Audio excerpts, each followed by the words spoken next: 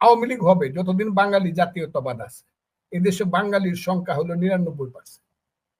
মুসলমানের চেয়েও বাঙালি এদেশে বেশি, কারণ তো সমস্ত মুসলমান ৯৯%, বাঙালি তো আছেই। এর বাইরে হিন্দু যারা আছে ৯% বা ৮%, এরাও বাঙালি। কাজে ৯৯% বাঙালি আছে।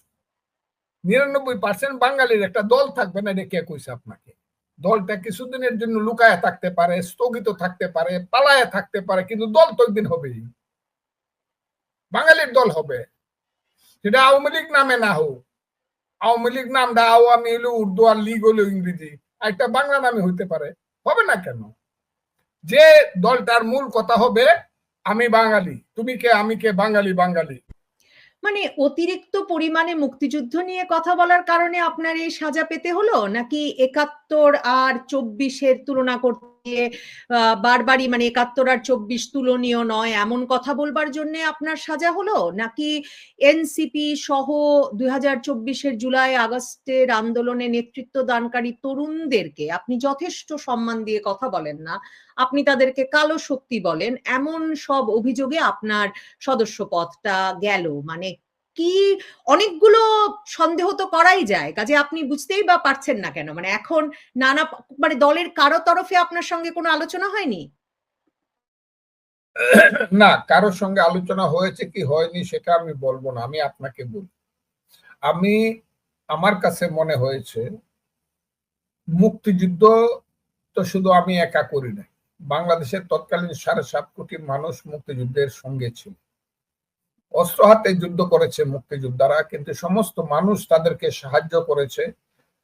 খুব নিম্ন সংখ্যার কিছু আলবদর রাজাকার দালাল বাদে। কাজেই বাঙালি জাতি মুক্তিযুদ্ধের পক্ষে ছিল সেই সময়, এটা সত্য। এবং আমরাও মনে করেছিলাম যে মুক্তিযুদ্ধের পরে গত ৫৪ বছরে যারাই মুক্তিযুদ্ধের বিরুদ্ধে ছিল তাদের অনেকেই ব্যক্তিগতভাবে মারা গেছে, কিন্তু যে দলটি মুক্তিযুদ্ধের বিরোধিতা করেছিল সেই দলটি রাজনীতি করছে, তার নাম জামাত। এবং আমার ধারণা ছিল জামাতের নতুন প্রজন্ম, এখন যারা রাজনীতি করছে জামাত এবং শিবির, তারা হয়তো বা বাংলাদেশকে নিয়ে নতুন চিন্তা করেই রাজনীতি করবে। ৭১-এর যে চিন্তাধারায় তারা রাজনীতি করেছিল, মানুষকে হত্যা করেছিল, মা বোনের সম্ভ্রম ধ্বংস করেছিল, বুদ্ধিজীবীদেরকে হত্যা করেছিল, সেইটা তারা ভুলে যাবে, অথবা সেটার জন্য তারা নিঃশর্ত ক্ষমা প্রার্থনা করবে বাঙালি জাতি বা বাংলাদেশের মানুষের। কিন্তু ৫ই আগস্টের পরে আমি দেখলাম যে তাদের সেই চিন্তাটা এখন পর্যন্ত, এই যে রাজনীতির বাইরের চিন্তা, মুক্তিযুদ্ধের বাইরের চিন্তা, মুক্তিযুদ্ধকে হত্যা করার চিন্তা, ধ্বংস করার চিন্তাটা তাদের রয়ে গেছে, তাদের মাথা থেকে যায় নাই। যদিও তাদের পূর্বপুরুষেরা চলে গেছে, কিন্তু তাদের পূর্বপুরুষদের অপমানের প্রতিশোধ নেওয়ার জন্য বা পরাজয়ের প্রতিশোধ নেওয়ার জন্য তারা বারে বারে বলতেছিল ৭১-এ কোনো মুক্তিযুদ্ধ হয় নাই, ৭১-এ হয়েছিল একটা গন্ডগোল, যে গন্ডগোলের মূল কনস্পাইরেটর, ষড়যন্ত্রকারী ছিল ইন্ডিয়া বা দিল্লি। আমরা সেই কারণে মুক্তিযুদ্ধ এটাকে বলে না, মুক্তিযুদ্ধ ছিল ৪৭ এবং শেষ মুক্তিযুদ্ধ হলো ২৪। তখন থেকে আমি ফাইটটা করতেছি, রাজাকারের বাচ্চা, আলবদরের বাচ্চা বলে, যে না, এখনো মুক্তিযোদ্ধারা জীবিত আছে, যদি এই কথাই বলো তাহলে আবার কিন্তু যুদ্ধ হবে, দেশে একটা রাজনৈতিক যুদ্ধ। আমি এখান থেকে তখনও সরি নাই, ভয় পাই নাই, এখনো সর্বনা এবং মৃত্যু পর্যন্ত সর্বনা। যদি কেউ মনে করে ৭১-এ কোনো মুক্তিযুদ্ধ হয় নাই, আমি অবশ্যই মনে করব সেই বাংলার মানুষ না, বাংলাদেশের মানুষ না, তার বাড়ি পাকিস্তান। আর এই আন্দোলনের উপরে ভিত্তি করে অন্ধকারের শক্তি, কিন্তু আমি ছেলেদেরকে বলি নাই, আমি বলি অন্ধকারের শক্তি বলি জামাতকে, এখনো তাই বলছি। আমি এর থেকে একটুও সরছি না, যে পর্যন্ত জামাত ক্ষমা না চাইবো যে এই দেশে তারা যা বলছে এবং করছে এবং তাদের পূর্বপুরুষরা যা করেছিল এটা ভুল, সেই পর্যন্ত আমি তাদেরকে অন্ধকারের শক্তি বলবো। ছেলেদেরকে আমি বলছি সেই শক্তির মুখপাত্র, তারা তাদের কথায় চলে, সুযোগ সুবিধা মতো চলে, এবং জামাত শিবির তাদেরকে কাজে লাগিয়েছে। কারণ ছেলেরাই নিজেরা তাদের মিটিং এ দাঁড়িয়ে, তাদের কাউন্সিলে দাঁড়িয়ে বলেছে যে আন্দোলনের ভ্যানগার্ড ছিল জামাত এবং শিবির। কাজে আমি মনে করি ৫ই আগস্টের পরে আমরা যারা গণতন্ত্রের জন্য, ভোটের জন্য সংগ্রাম করতেছি, ২৬ সনের ১২ ফেব্রুয়ারির মধ্যে ভোট হোক সংগ্রামটা যারা করতেছি, তারাই এক রকমের আন্দোলনের চিন্তা করছি।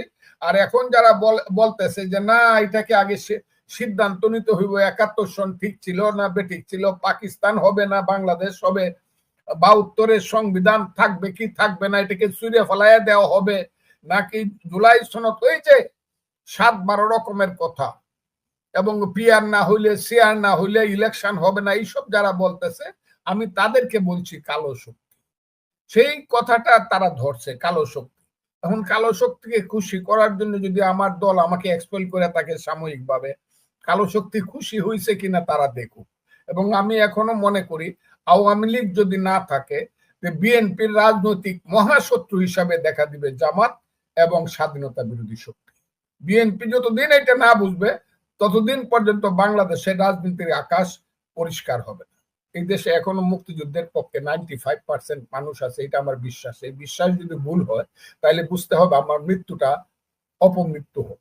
আমি আপনাকে কথাটা বললাম, 95% মানুষ বিশ্বাস করে ৭১ সঠিক ছিল, মুক্তিযুদ্ধ সঠিক ছিল, বাঙালি জাতির যে ১০০০ বছরের শ্রেষ্ঠ অর্জন সেটা হলো মুক্তিযুদ্ধ, এটা মানুষ বিশ্বাস করে।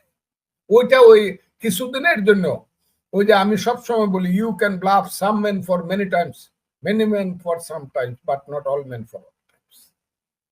এটা পারবেন না। মুক্তিযুদ্ধে জয়লাভ করবে, কারণ মুক্তিযুদ্ধই হলো সত্য।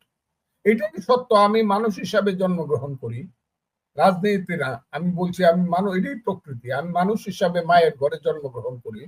তারপরে চিৎকারটা যখন দেই, মা যখন আমাকে জড়ায় ধরে, তখন মা বাংলা ভাষায় বাঙালি হিসাবে আমাকে আব্বু কইয়া বা বাবা কইয়া জড়ায় ধরে। এরপরে আমি মুসলমান বা হিন্দু হই। যার ঘরে, যদি হিন্দুর ঘরে জন্মগ্রহণ করি আমি হিন্দু হই, মুসলমানের ঘরে যখন জন্মগ্রহণ করি আমি থার্ড স্টেজ। কিন্তু আমি প্রথমত মানুষ। আর সেই মানুষের রাজনীতি আজকের প্রেক্ষাপটে হইল আধুনিকতা, প্রগতিশীলতা, বিজ্ঞান মনস্কতা, মানবতা, সাম্য। এটা হইল মধ্যযুগীয় বর্বরতা না। কাজে এটা জয়লাভ করবে। আমার মসজিদে আমি যাই, একজন ইমামের পিছনে নামাজ পড়ি, সেই ইমাম সাহেব একটা রেপ কেসে পড়ে তার যাবজ্জীবন কারাদণ্ড হইল, বা খুনের কেসে পড়ে যাবজ্জীবন কারাদণ্ড হইল।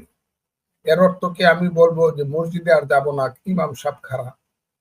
শেখ হাসিনা একটা দেশ চালাইছে মুক্তিযুদ্ধের নামে, ইমাম সাহেব নামাজ পড়াইছে ইসলামের নামে, এই কারণে কি ইসলাম খারাপ হইলো? বা শেখ হাসিনা মুক্তিযুদ্ধের নামে দেশ চালাইছে বলে শেখ হাসিনা বা তার সরকার খারাপ হইতে পারে, তার বিচার হইতে পারে আইনগত, এই কারণে মুক্তিযুদ্ধ খারাপ হবে কেন? আমি মুক্তিযুদ্ধের পক্ষে এই কারণে আছি, মুক্তিযুদ্ধ হল বাঙালির শ্রেষ্ঠ অর্জন।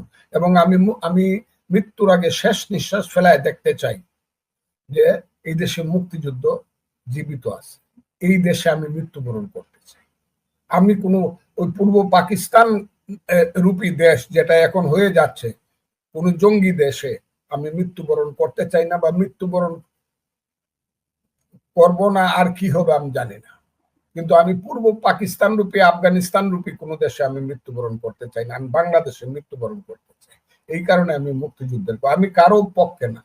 আওয়ামী লীগের পক্ষে, ওই জামাতের বিপদ না। জামাতকে তো বলছে, জামাত যদি, তারা যদি গণতন্ত্রের রাজনীতি করে, এমনকি তারা যদি ইসলামের রাজনীতি করে, তারা যদি বলে আল্লাহ আমাদের প্রভু, মোহাম্মদ আমাদের নেতা, কোরআন আমাদের সংবিধান, আসো পলিটিক্স করো, জিহাদ আমাদের পথ, ভোট যদি মানুষ দেয় ক্ষমতায় যাও, কথাটা। কিন্তু একটা কথা বলার পরেই দেখছেন তো জামাতের উপরে এবারের পূজায় কি ধরনের তহম্মত বলে এটাকে, কি ধরনের গর্জন শুরু হয়েছে বুঝেন তো?